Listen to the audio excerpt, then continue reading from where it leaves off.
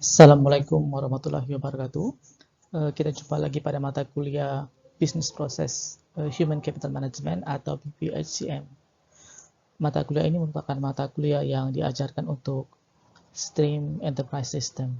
Chapter kali ini adalah Personal Management.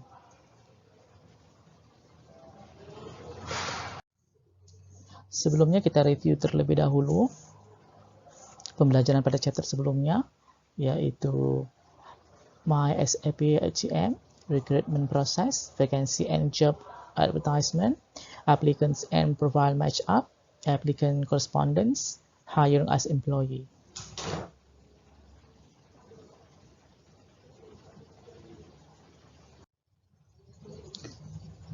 Enterprise Resource Planning atau ERP menjadi simpul integrasi bagi semua proses enterprise modern, karena ERP menawarkan solusi seluruh perusahaan termasuk Departemen SDM dan memungkinkan departemen lainnya untuk mengakses data karyawan tertentu.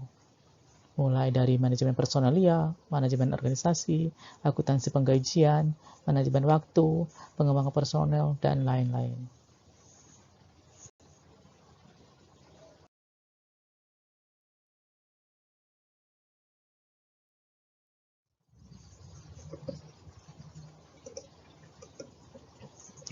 Selanjutnya kita masuk ke Enterprise Application Architecture.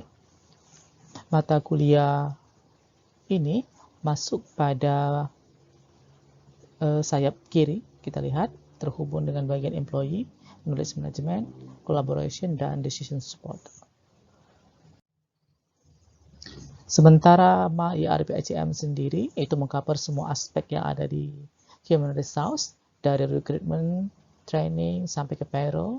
Setidak-tidaknya ada 9 fase, mulai dari organisasi manajemen, applicant data, personal management, personal development, training and event management, time management, appraisal, payroll, personal cost planning. Kita review lagi, organizational management itu terdiri atas 4, ada organizational unit, position, person, job description.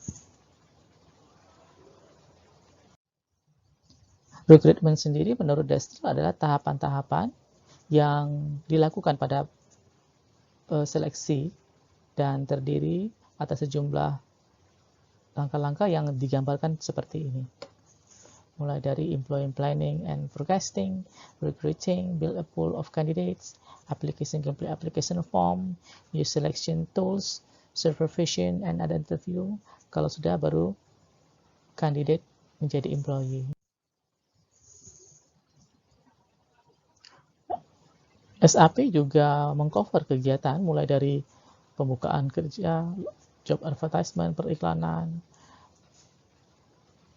para pelamar mengumpulkan datanya, baru dicocokkan profilnya, baru kemudian dilakukan korespondensi dengan para pelamar. Kalau lulus maka dipekerjakan sebagai karyawan. Tujuan pada personal management, kita akan mengetahui aktivitas apa saja yang ada, serta contohnya pada MySAP. Ini agenda pertemuan pada kali ini, dimulai dari review, organization, assignment and basic pay, plan work time, address, personal data. Nah, kita mulai dari introduction ya. Di proses-proses yang ada pada fase personal management, itu tadi sudah kita gambarkan lebih rinci seperti ini. Mulai dari organizational assignment, kemudian ke personnya, setiap person nanti akan punya ID tersendiri, baru penentuan basic pay, baru perencanaan waktu kerjanya, kemudian alamatnya di mana, baru ke personal data. Istilah yang ada yaitu adalah info type, yaitu grouping of data field according to business aspect. Nah, ini ada contoh. Misalnya seorang karyawan itu mulai dipekerjakan pada 1 Februari 97, kemudian Januari 98 dia pindah, kemudian ditempatkan ulang, mengalami promosi lagi. Nah, jadi dalam waktu 7 tahun dia sudah mengalami 5 hal ya. Hiring, transfer, assignment, promotion, dan promotion. Kita masuk ke assign employee to organization sector. Jadi ketika employee tadi sudah diterima dan dipekerjakan, maka company-nya akan menentukan posisi dari karyawan tersebut. Posisinya tadi bisa kita lihat sebagai kursi ya yang akan diduduki oleh employee atau person. Jadi biasanya ada organisasi unit adalah sub-organisasi unit, dan seterusnya. Baru nanti dalam sub-unit terkecil, itu akan ada posisi-posisinya. Nah, disitulah nanti posisi employee yang baru diterima tadi ditempatkan.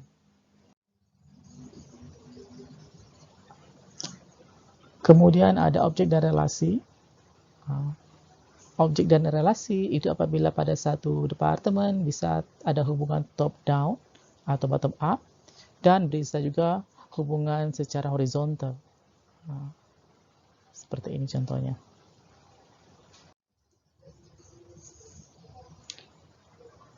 Ada beberapa tipe objek yang ada pada HCM, yaitu pertama organization unit, bisa berupa tim atau ruangannya, kemudian position, kira-kira kursinya, chief position, the armchair, kira-kira, baru person, yaitu person merujuk kepada employee yang akan menempati chair atau positionnya.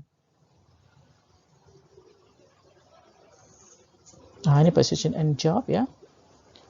Position that say common characteristic may need be group. Contohnya, misalnya ada pekerjaan sekretari.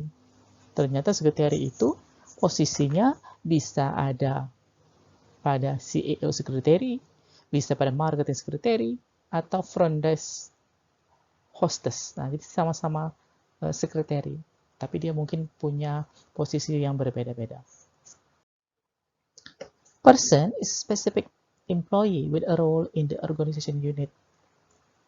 Jadi dalam intellectual capital dan knowledge management, people di sini dianggap sebagai human capital, bukan lagi labor.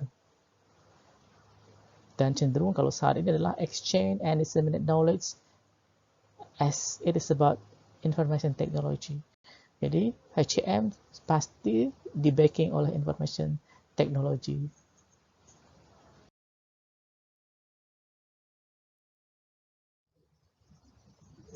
Kalau sudah ditempatkan, maka employee tadi akan memiliki employee ID. Satu orang employee akan punya satu saja. Nah, ini sampelnya. Bisa dia secara vertikal atau nanti mungkin bentuknya horizontal. Kadang-kadang dilengkapi oleh legend, ada dilengkapi oleh barcode. Kemudian kartu ini ada masa expirednya. Ada namanya. Ini di bagiannya, sejak kapan dia mulai bergabung, dan employee number. Ya. Kemudian, setiap karyawan yang diterima juga akan mendapatkan basic pay atau seperti gaji pokok. Base pay is the initial salary paid to an employee. Jadi hanya gaji pokok saja, tidak termasuk benefit, bonus, atau kenaikan. Jika rate of compensation employee receive in the exchange for service, jadi boleh juga ya ditentukan exchange kompensasinya. Model pembayarannya juga macam-macam. Ada yang mungkin jaman atau mingguan. Yang normal biasanya adalah bulanan. Atau bahkan ada juga subpekerjaan tertentu yang dibayar pada kisaran tahunan.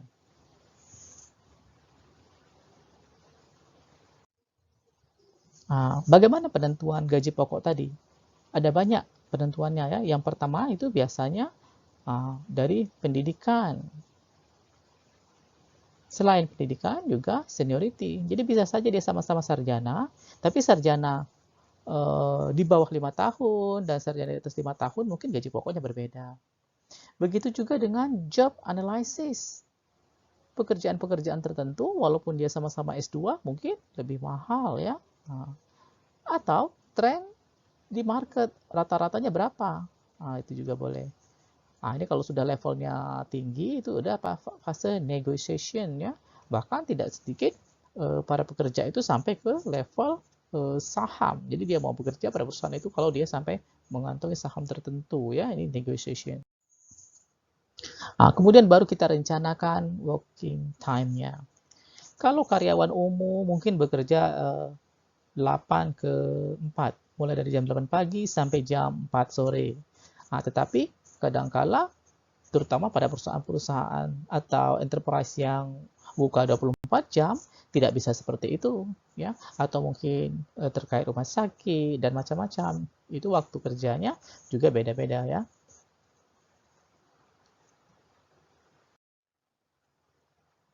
Ini strukturnya, ya, ada aturan schedule-nya, time management, nanti ada waktu tersendiri, ada chapter tersendiri, ya. Kemudian waktu kerja minggunya berapa, gitu.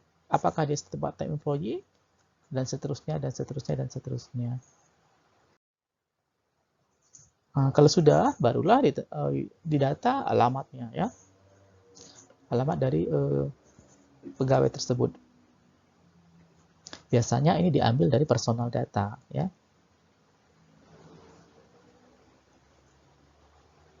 Dan diambil dari applicant address waktu dia memasukkan lowongan data lowongan pekerjaan pada awal dia diterima.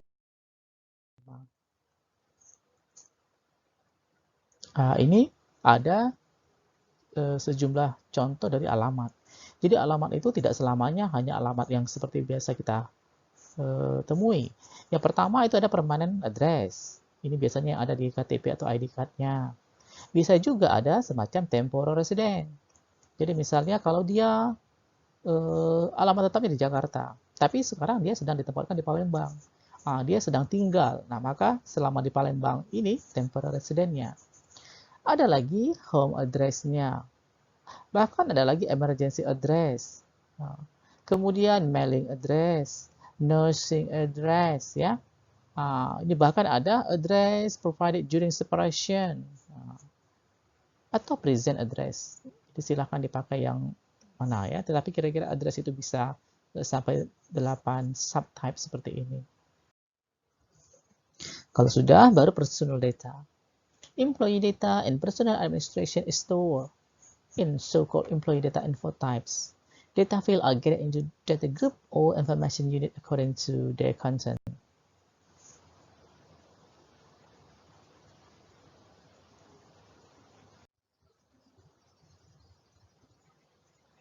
Contohnya adalah individual information such as last name, first name, date of birth, ya. Seperti itu. Kemudian juga melibatkan misalnya place of residence, street, house number, ya, make up the employee ancestor. Jadi tidak hanya data pribadinya tapi juga data tempat tinggalnya. Ini sampelnya. Ada data birthday, ada marital status, ada address.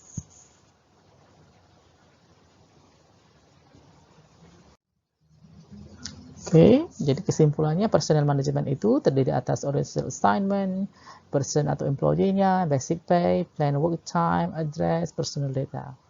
Dan SAP menyediakan semua fungsi yang berhubungan dengan personal management proses tersebut.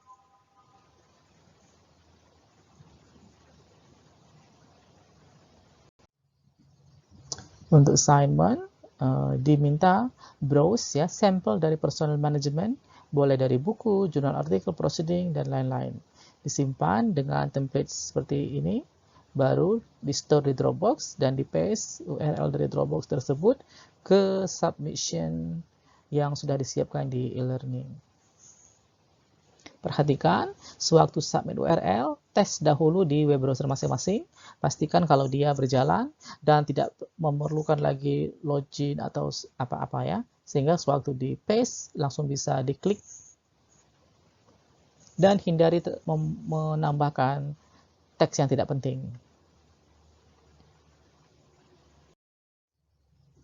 Ini referensi yang kita pakai pada bab kali ini.